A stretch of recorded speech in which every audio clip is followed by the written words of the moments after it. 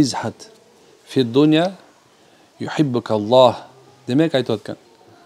Sen de dünya kızıkma deydi. Eğer de sen dünya kızıkpasan, anda sen Allah Taala'nın süyüktüsü olasın deydi. Bunday көп adamlar Allah'ın süyüktü olsam, Allah жақын болсом, Құдай Тааланын буйругун бекем болсом дешет го. Бирок көбүнчөсү карасак мындай ошого аракет кылбайт да. Биздин жүрөгүбүз каалаган нерсе бар. Биздин жүрөгүбүз мындай бир таттуу, жагымдуу, сулуу болгон нерсеге жагат да. Ошого биз умтулабыз дайыма. Эми Алла Тааланын закону болсо тескерисинче экен да. Сен ошондон эмне экен качышың керек экен. Эгерде Алла Таала бир пендесин жакшы көрүп кала турган болсо, ага кедейчилик берип коет экен. Кедейчилик десе, мисалы, кээ бир ойлобойлу, мисалы, намаз окуп жүргөн адамдар Алла жакшы көрөбү, ал кедей эле жүрбөйбү? Же болбосо ушундай бир жок, андай эмес. Ал кедейчилик башкача кедейчилик болот да. Ал кедейчилик рахат кедейчилиги деп коет. Адамдар ошол кедейчилигине ыраазы болот. Ыраазы болгон белгиси ушул эки, качан ага дүйнө берилбесе, же болбосо дүйнө берилип тургандан тартылып алса, Алла, сен менен жөн эле алып койгон жоксуң ушуну деп, эмне кылат экен? Алла Таалага ыраазы болот экен. Кээ бир адамдар бар экен, Алла ага байлык берет, бирок ал байлыкка нааразы болот, нашүкүр болот. Ошо нашүкүрлүгүнүн себебинен Алла Таала анын алып таштайт. Бирок Алла ушундай зат экен, кээ бирлерге берип өмүр бою берип коет, бирок ошону бир дагы жолу хайыр ихсанга колдондурбай коет. Бир да жолу садака бере албай калат. Кээ бир убактарда мындай көрсөңүздөр керек, көп адамдар бар, мындай колунда бар, бирок ажыга бара албайт. Колунда бар, кээ бирде мына Рамазан айында бир жолу келе турган фитир садака бере албай калат да. Алла эмне каким-то бар. Бир Аллахта бир каким-то бердирбей салат да. Анын үйүнө күнүгө эме келет, такылдатып келет, кайыр сурап.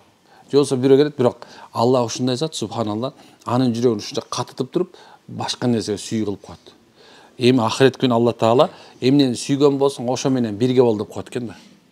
А билесиңерби, качан малдын зекети берилбеген болсо, сүйүнүн, ошол малыбыздын, ошол эле акчабыздын, дүйнөбүздүн зекети берилген болсо, кыямат күнү Алла Таала аны ушундай бир тозоктун ичинде жылаан кылып туруп, аны чактырат деген пайгамбарыбыз. Өтө чоң нерсе. Бирок бул жерде закон өзгөрөт, көрдүкпү? Алла Таала жагыш үчүн Алла Таала жаратып туруп бир да жолу карабай койгон нерсени чыдап кое турган болсо, эми Алла Таала ошону эмне кылат экен? Сизге мындай жөн тартуу кылып коет экен. Ушундай. Закон ушул. Анда айтышыңар мүмкүн да. Анда биз эмнеге окат кылабыз? Анда бизге кереги жок комон нерсенин бар да, туура? Бар дейт да, азыр автоматтик суроо келет да. Анда эмне үчүн мындай деп? Жок. Биз окатты кылат экенбиз. Акча табат экенбиз. Бирок аны сүйбөйт экенбиз. Аны биз колдоно турган бир убактылуу нерсе гана катары көрөт экенбиз. Күнүгө эмес да. Мындай таптым, аны колдонот экенбиз. Бирок ушул мени бактылуу кылат деген ойдон эмне экен? Алыс болушубуз керек экен. Мына кимде ким акчадан үмүт кылбаса, кээ бирлер айтып атпайбы азыр? Ой, эмне акчасы бар да, кылып атат да. Ой, акчасы бар үчүн ушуну кылып атат да. Ой, акчасы жок болсо көрөт эле муну. Карасаң эмне экен? Ошо махлукту халык кылып атат да. Жаратылган бир махлукту эмне экен? Ошого таянып. Эгер эми акчаң боло турган болсо, баардык нерсеге жетсең болот да. Акчаң болсо дүйнө кыдырсаң болот. Акча кыдырган болсоң, субханалла, бүт акчаң боло турган болсо, баардык нерсе кылсаң болот деп кээ бир адамдар акылына ошо сиңип калган да. Ошон сен күнүгө жанакындай эмелерге барат. Коучтар барат, кантип побольше кылыш керек, кантип көбөйтүш керек деген нерсенин аркасында чуркап жүрөм. Мындай айткан Алла өзү айткандай, аларды дейт да, дүйнөнү кантип көбөйтөбүз деп дейт да, чуркап жүрүшү акылдан айнытып, акыретин унутуп сал дейт да. Көрсө ушундай экен, дүйнө акылды айнытат экен да. Ал канча көп болгонсо адамга жетпейт экен, эч качан мүмкүн эмес экен жетишечи. Мисалы алсам, мага дүйнө жетет, ушу болду деп айтышчы, бул баарын эле колдон келе бербейт экен. Иса алейхиссалам бир күнү кетип баратып,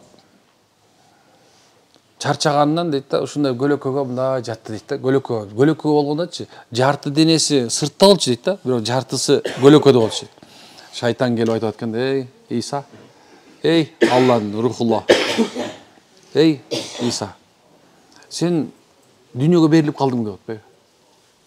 Сен көлөкөгө жатып калдыңбы деген да. Айтты, болду эми көлөкөгө жатпайм деп айткан экен да.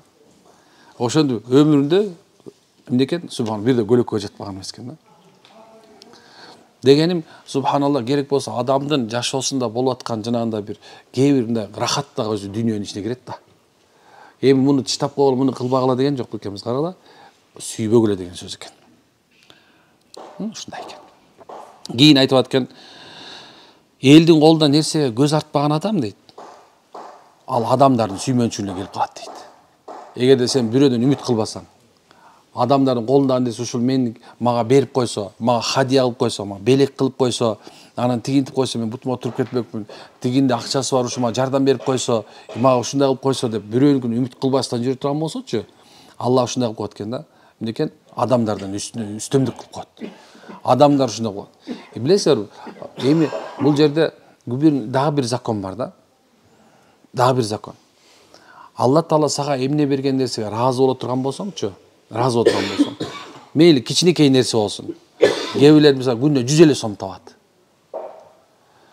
100 сом. Ошо 100 сомуна ыраазы боло турган болсо, шүгүр, рахмат дей турган болсочу, Алла Таала аны өзү убада кылат. Аны биз көбөйтүп беребиз дейт. Көбөйтүп беребиз. Мен бир нерсе айтайын силерге. Мына араңарда мугалимдер бар болуш керек, Мугалимдер барбы? Госслужбадагылар бар да турабы? Карасаң, субханалла, мугалимдин айлыгы бир мел катуу болсо 20 000 сом болсун. Бирок ошо мугалимдин болсо кийим алып атат, үй салып атат, машина алып атат, баланы узатып атат, кыз узатып атат, баласын үйлөнтүп атат, төрөлүп атат да. Мына карасаң, мында мум төлө кетип баратат да. Эми ошол бир ай бою ошо 20 000ге ыраазы болуп, эмне кылат? Иштейт да турабы? Эми субхан, ошонун жанында бир бизнесмен бар. Үйүнө барып бир нерсе сурай турган болсоң, айтат, жок дейт да. Карасаң, ошо мугалимдей эле тамак ичип аткан болот да. Бирок тияк моңтуп атат да. Карасаң, береке деген башка нерсе экенин көрсөтчү. Алла Таала аз нерсеге берекени коюп койгон, керек болсо көп нерседен ал берекени алып кое турган болсочу, күнүнө миллион таба турган болсоң, Алла Таала ошону мынтип акыры башка нерсе алып коет. Ушундай. Кимде ким тилемчиликтин жолун ачып алган болсо, бирөөдөн үмүт кылуунун, же бирөөдөн суроонун эшигин ачып алган болсо, пайгамбар айтат, ал адам дейт, кедейчиликтин эшигин ачып алды деген. Сураганга көнүп алды бирөө. Ал кедейчиликтин эшигин ачты болду. Ошол себептен эмне экен? Алла Тааланын закону ушундай экен тугандар.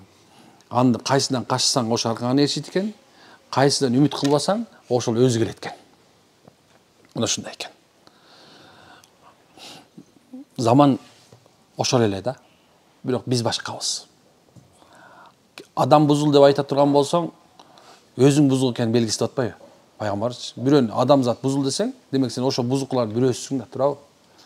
Бирок дейин дегеним, эгерде ушул жерде турганыбызда ушул эле мисалы 100-200 адамдын азыр пейилибиз оңолсочу, ушул Кудай Таала берип аткан нерсе мындай шүгүр айтуу деген нерсе келе турган болсо, анда 200 киши субхан жашоодо бакыт тапты деген сөз. Чын. Баардыгы эле мага айтып берет да, устаз, эгерде мындай кылбасак, биз тигине мусулмандар ушунча кедей болчу. Биринчи келгенде, биринчи мусулман болгон 5 өлө болчу. Жок, дүйнө жүзүндө бир эле мусулман бар болчу. Чуркап келип ал аялынын коюна кире качкандан кийин 2 болду. Андан кийин сыртка чыкканда 5 болду. Вааз кылгандан кийин алар 9 болду. Андан кийин 11 болду. Карасаң, эми качан алар хижрат кылып көчө качкандачы, алар болгону бир 70 эле болчу. Карасаң кандай нерсе. Бирок ошолордун баардыгынын колунда эч нерсе жок болчу да. Бүт нерсенин баары жок болчу. Алла ушундай кылып койду, колунда жок, эч кимден үмүт кылбаган ушулардан мына азыр ушул жерде миллион адамдар мечитте турат. Байкап атасың шуну. Демек туугандарым, машалла, көрсө дүйнө эч нерсени чечпейт экен. Биздин жүрөгүбүздө иманыбыз чечет. Адамдын кээ ойлойт да, бул мени башым менен башкарып жүргөндөр жок.